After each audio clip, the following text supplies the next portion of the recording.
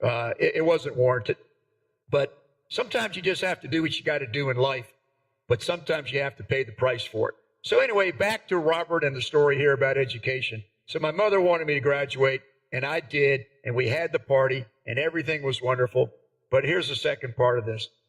My dad passed away August 23rd this year, and I learned a great deal about my dad, particularly a lesson where he said I had to quit living like I was living because someday there might be something that happens to me, and it might catch me off guard. And he wanted me to stop running around, just not making savings and doing things. And so deep inside me is a lot from both my mom and my dad to become the person that I am. But my dad was always harping on me to start saving. And I was always, why? I'll catch up later. I'm going to be an accountant. I'll make a lot of money, but I'm not going to have free time later once I start working. But I've had 15, 16 surgeries now. You know, I mean, a lot of things caught me off guard, and I've had my struggles. I can relate to people that are going through hard times. When my dad died August 23rd, he was a World War II veteran, and he also had a very, very small VA, Veterans Administration, small insurance policy. And it was for like $4,200. And my older sister, Arlene, I'm sorry, Arlene, not everybody knows you're older than me. Anyway, my sister Arlene and I each got like $2,100 from this insurance policy that my dad had as a benefit from being a veteran. Well, I was trying to think, what am I going to do with the $2,100? It's not enough to make a major change in my life. And I was thinking it'd be nice if I gave a little bit of it to all my kids, but I got too many kids to split it up, and grandkids. So I decided that what I was going to do was I was going to find out how much it cost to give Robert a scholarship to start college in prison. And so Adams State University, we went through the whole thing. And a long story short, it costs, counting books, I think it costs $1,588 or something like that. And so I personally donated the money to Right Thinking Foundation, and I covered Robert's start into school, including his books and so forth. And I just want to tell you, I think that did more for me to be able to give something back like that. And so I'm going to make my first call to action, my first appeal on this show. If you get involved with people that have real needs, that are trying to help themselves, do it. Please do it. These people like Robert, I mean, you're starting to get to know Robert from his letters a little bit, but, you know, a lot of people say, well, he's just going to go back to his old ways. You know, there's a chance that he will, of course, because the world sort of helps drive you back into your old ways if you can't make it for whatever reason. It's a two-way street.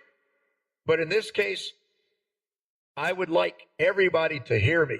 There are plenty more Roberts out there. And if you want to make a contribution to Right Thinking Foundation and earmark it educational fund, then if Robert can't get funds elsewhere, then maybe we'll help Robert continue.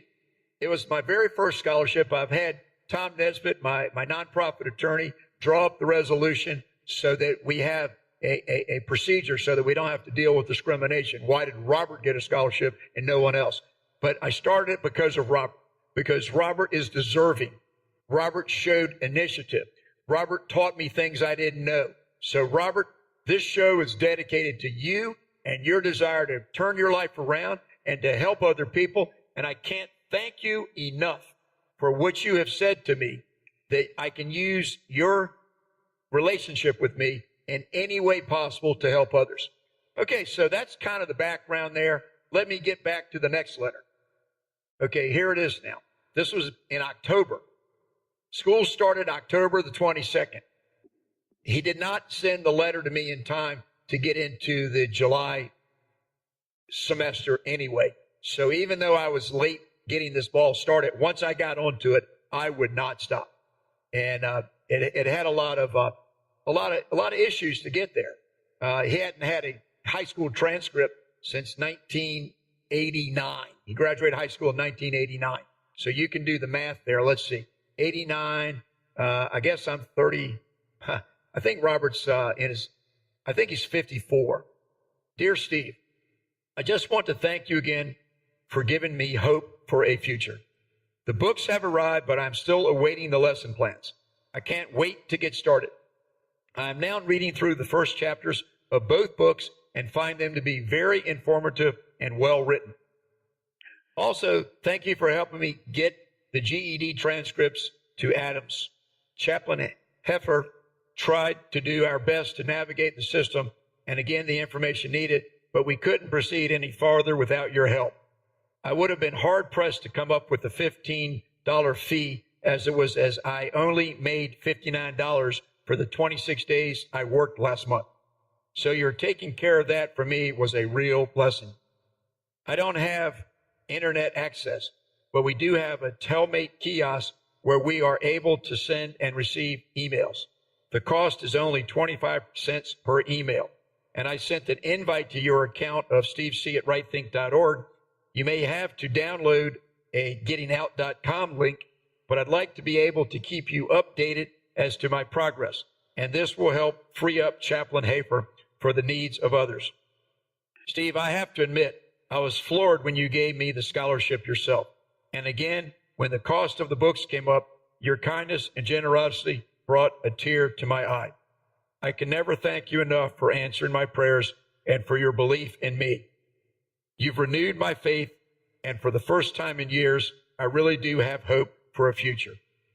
Robert Miller. Then he added this, Steve, I spoke to the chaplain, and it will take a couple of days before he'd be able to send this to you by email, so I decided to mail it instead.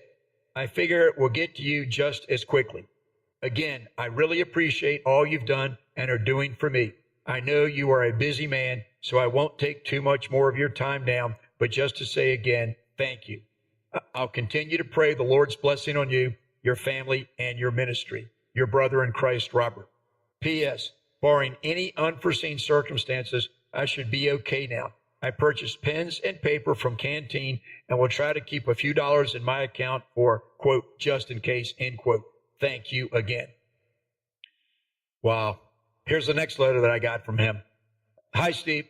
November the 10th. Hi, Steve. The chaplain told me you'd worked on my transcripts for over 5 hours just to find out it's not needed.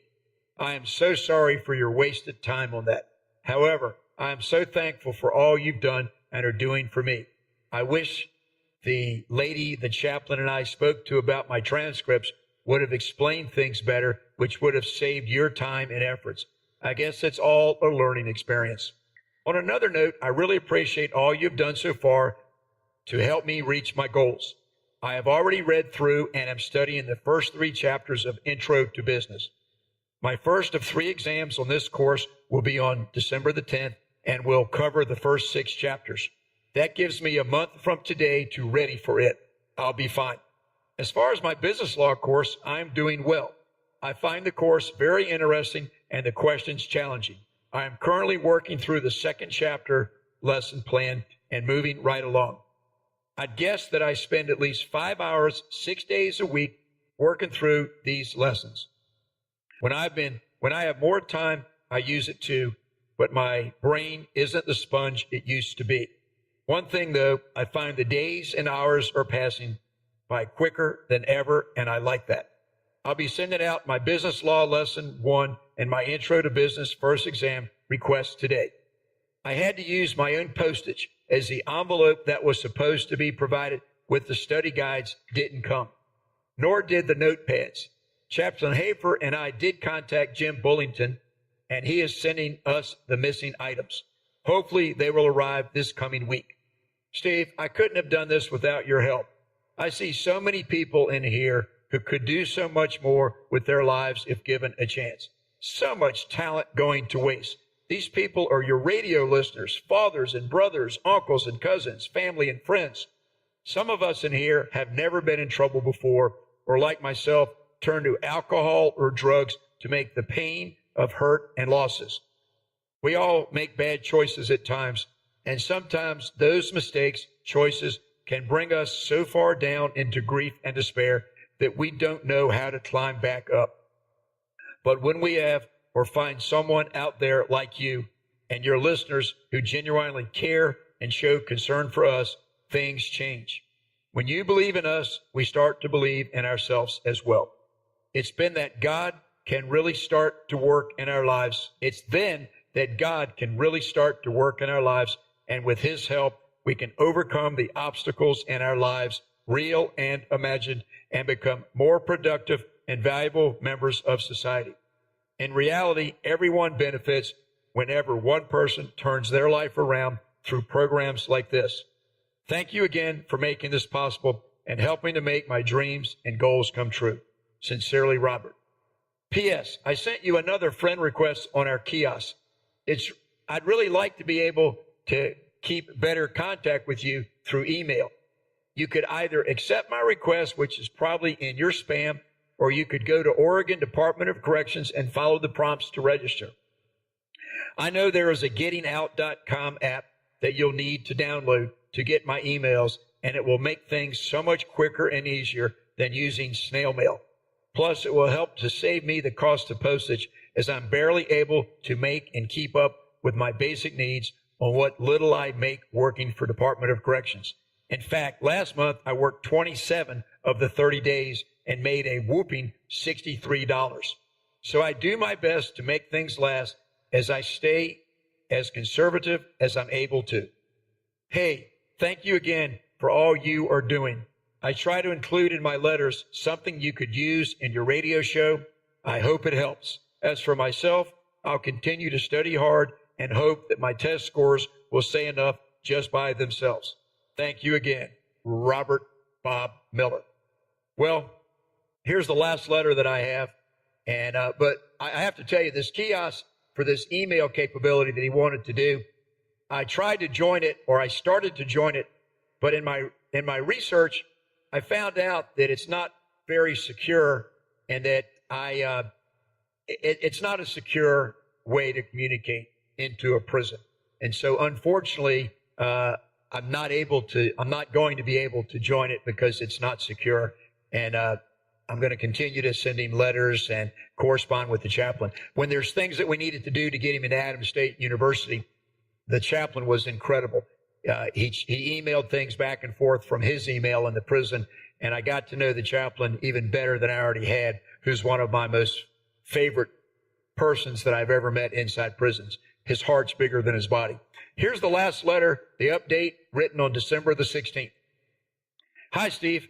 I hope this letter finds you and your family in the best of health and spirits. I'm doing well under the circumstances and better than most here because of the hope and chance for a future, thanks to you and your Right Thinking Foundation.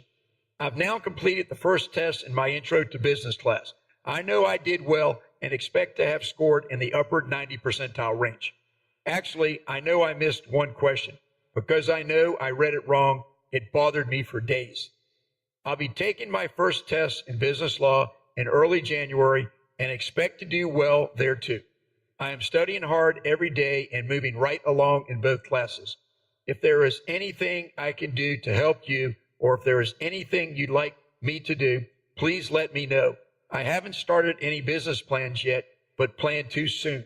As I said earlier, they are not required, but something I'd like to do to put me ahead. I hope you and your family have a very Merry Christmas and a Happy New Year. In fact, Happy Holidays. Steve, thank you again for your support in helping me to reach my goals. I cannot even begin to express my gratitude for all you've done. Sincerely, Robert Miller. Well, I just want to say this. In one of the letters I just read, Robert said he studies 5 hours a night, 6 days a week. And when I started my freshman year in college, my best friend Bentley that I grew up with, his mother gave me a key to their house and a room upstairs that was empty because I had a brother and sister that were 13 years younger than me, and it wasn't very conducive to studying. And I had never studied anyway in high school. I was one of those that just never, ever studied and just got through pretty well, though. But I made up my mind I was going to stop and buckle down and finally test myself to see if all this stuff that I kept believing about myself was true, that I could do it. So I applied myself my first year, and I did very, very well. But I studied 5 hours a night where I needed to or not. I developed a certain discipline. And it was around that time, a little while later, a couple of years later, that I met Bill the Plant Man and started into Napoleon Hill, which has been with me for 45 or 6 years now.